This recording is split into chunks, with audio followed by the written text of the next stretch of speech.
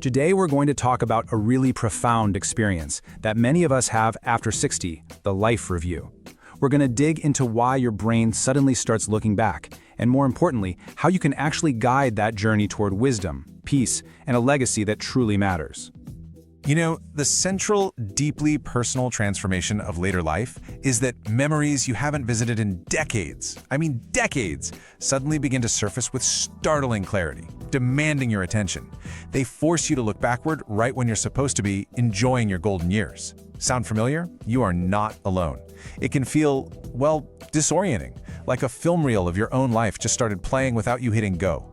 Maybe you're just making breakfast, and boom, you suddenly recall the exact feeling of the sun on your face during a childhood vacation. Or you're driving, and a vivid memory of a really tough conversation from 30 years ago just pops into your head, with all the original emotion attached. And you're probably asking yourself, what's going on? Am I getting stuck in the past? But what if this isn't a sign of decline at all? What if it's actually a signal that your mind is gearing up for its most important work yet? So let's get one thing straight right away. This urge to look back, it's not just you being nostalgic. It is a biological requirement for your future peace. It's a deep, instinctual drive. Your brain isn't failing. It's firing up one of the most important projects of your entire life, making sense of it all. You know, just like an adolescent is biologically driven to figure out who they are, the brain in later life is driven to integrate that entire lifetime into a meaningful whole. It's basically a developmental mandate that's baked right into our human software. Your mind knows that to face the future with real peace, it has to make peace with the past first. This whole process is the foundation for a serene and purposeful final chapter. There's a name for this. We call it the life review instinct, and it's a formal structural developmental task. Now, the key word here is synthesize. Your brain isn't just replaying memories for fun. It's actively working like a master weaver, gathering all the threads of decades, the bright ones, the dark ones, the joys, the losses, and it's trying to create a single coherent tapestry. It's looking for the story. And here's the most important part. You don't have to just sit back and watch this happen. There's a method to guide this whole thing, and we call it the structured narrative protocol. This is the tool that lets you take control of the loom and make sure the final tapestry is one of wisdom, not one of chaos. So you might be asking, okay, but why now? What's the engine driving this final project? Well, the answer comes from a really foundational theory of human development, one that maps out our entire lives from the very beginning to our final years. So this brilliant developmental psychologist, Erik Erikson, he came up with this idea that we move through 8 stages in life, and each one has its own central psychological battle. You know, as teenagers, it's identity versus role confusion. In midlife, it's generativity versus stagnation.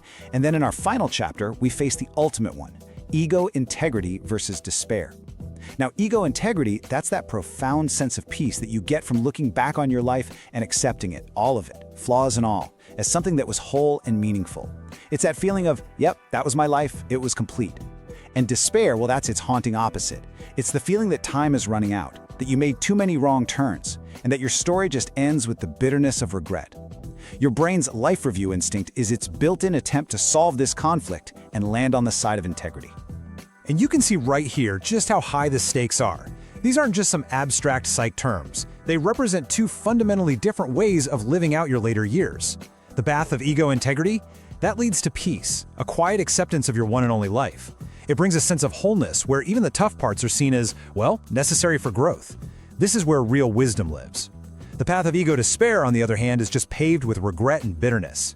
Life feels like a bunch of broken pieces, unresolved conflicts, and endless what-ifs. And this often shows up as a deep fear of death, not because of the unknown, but because of a gut feeling that your life was left unfinished. The life review is the very process that decides which of these paths you're going to walk. So how does the brain fight for that integrity? It instinctively starts searching for what writers call the redemptive arc. It's looking for the through line, the connection that turns adversity into strength. For instance, it's not just about remembering a painful job loss. It's about finding the story where that exact loss forced you into a career change that led to more fulfilling work, or how it taught you a lesson in resilience that you ended up passing on to your kids. A redemptive arc doesn't erase the pain, not at all, but it gives it purpose. It reframes suffering as the very thing that forged wisdom. Your brain is desperately trying to find these arcs everywhere to prove to itself that your life story makes sense. So 2 things often kick this whole process into high gear in our 60s and beyond. First, you've got more cognitive space. Think about it. For decades, your brain was just packed with your career, family, bills, all the daily stuff. In retirement, or even semi-retirement, that space opens up. And your brain, which is always efficient, redirects that newfound energy to this vital background task of putting your life's puzzle together. Second, research shows there's this natural increase in what's called adaptive reminiscence. Now, this isn't just idle daydreaming. It's your mind purposefully pulling up past experiences to solve current emotional problems, to prepare for what's next, and to solidify your sense of who you are.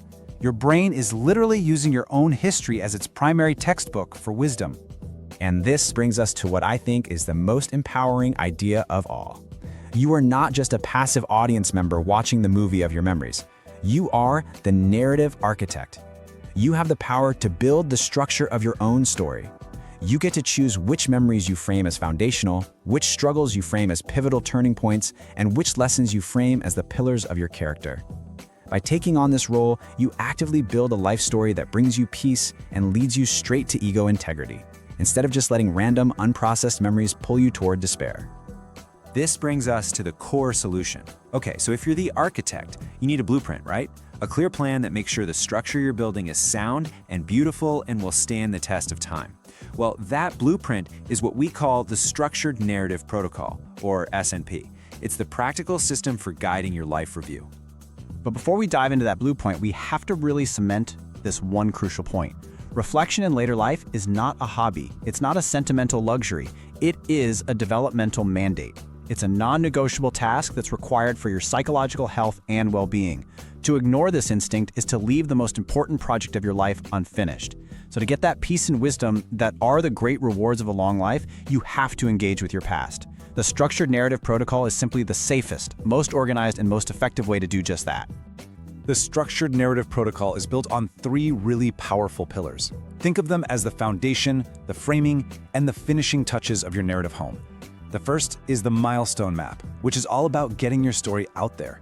The second is the Forgiveness Audit, which is about processing your regrets.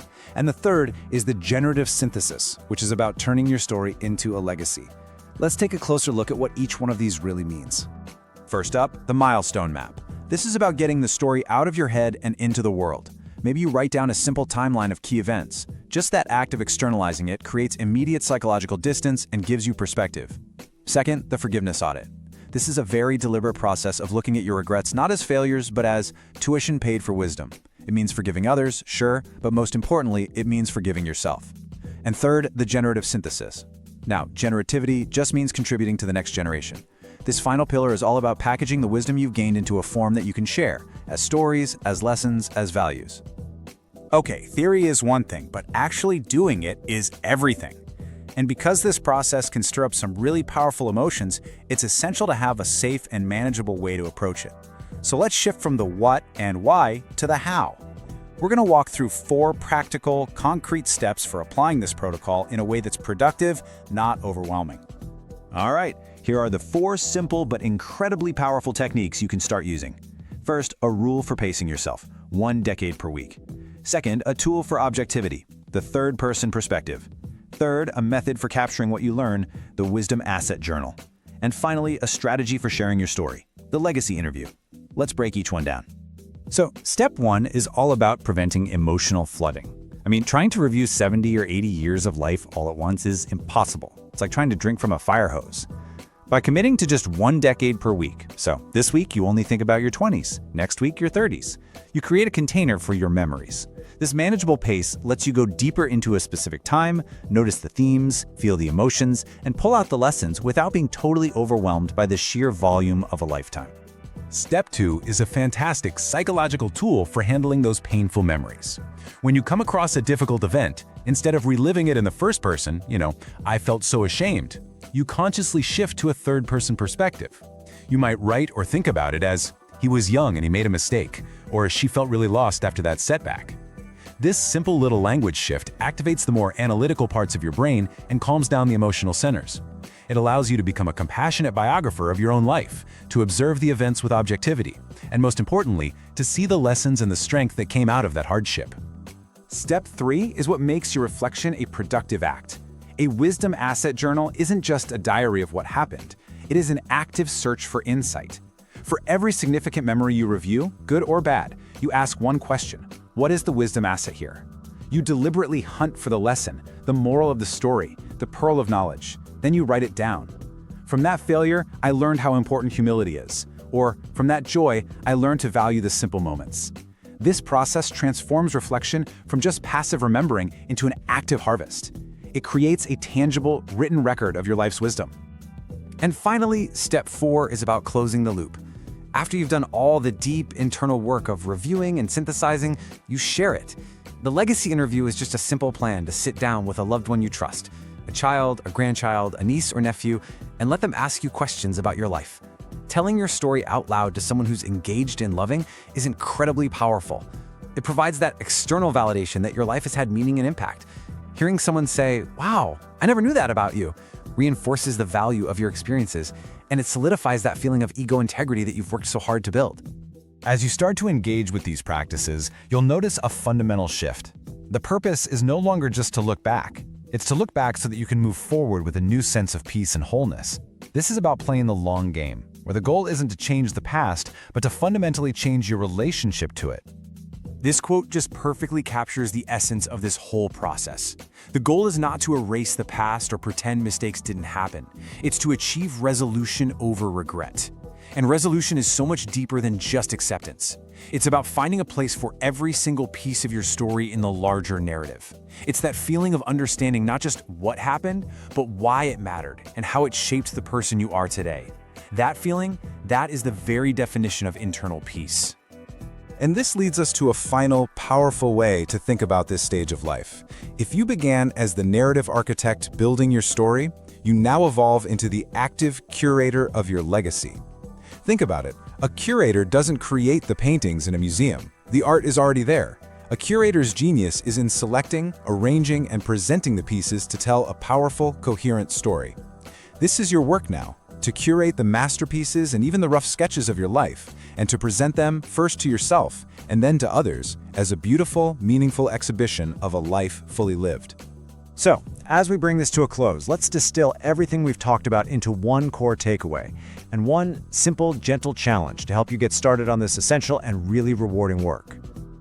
If you remember only one thing from our time together, let it be this. The urge to review your life is a normal, healthy, and necessary developmental instinct, and it's designed to guide you toward ego integrity. It is not a flaw. The structured narrative protocol is the practical, safe, and effective solution to steer that instinct toward peace instead of despair. It helps you find those redemptive arcs in your story and harvest your own hard-won wisdom.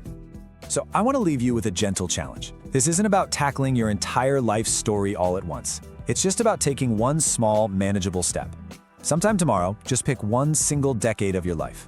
Could be your 40s, your 60s, whatever you choose. Then, take a few minutes and write down the 3 most important lessons that decade taught you. That's it.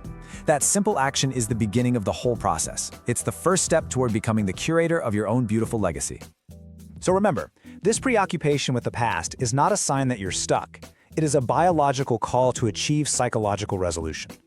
The real power of the structured narrative protocol, using tools like the Milestone Map to see your journey and the Generative Synthesis to share it, is that it helps you transform a lifetime of scattered memories into a coherent story of wisdom. And here's the most reassuring thought of all. By choosing to resolve your story today, you secure the internal peace and the vibrant legacy that you have worked an entire lifetime to earn.